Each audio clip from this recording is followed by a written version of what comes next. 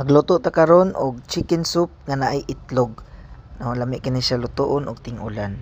Mao ni atong mga ingredients guys: bombay, ahos, luya, chicken cubes, chicken, bagyo beans, carrots og tulo ka itlog. Kaning chicken din nato kinahanglan nato ni siya pinuhon. Ato na ning gilapuan daan. Mag-init og oil, iunan nato ang ahos. Lato nato mag golden brown, then next ato ibutang isang luya.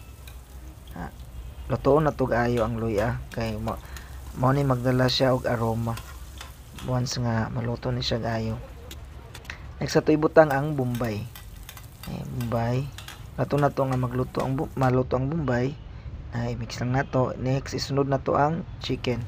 Kaning chicken nato day guys, ato na ning gilapuan. Ato lang ni siyang ipamala din ani sa atong niluto. And sunod dayon nato ubutang ang carrots og bagyo beans. Kani. Next is tuyo nga gamay lang kaayo kay para mo gawas yang aroma sa ato ang chicken. Og nakabutang na day ko ani og tubig nga isa ka baso. Next kani ikaduha na ni siya. Ikatulo nga tasa og ikaupat nga tasa sa tubig. Depende na sa inyo kada ganon guys.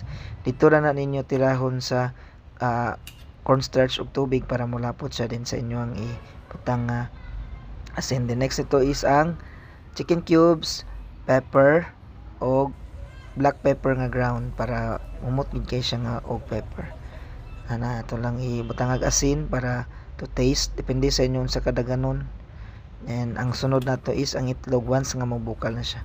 Mabukal na siya, butang ag itlog ato ding i-mix kay para modala siya glapot dugang. Dayon, manatuan na mabukal naman siya. Atong butangan og cornstarch, sinay-nayon lang natong butang guys na kaya ron makuha nato ang consistency sa cornstarch kung lapot na magid kay siya. Pag humanda yun hulaton nato na siya nga magbukal. Once magbukal na siya, luto na gid na siya, no?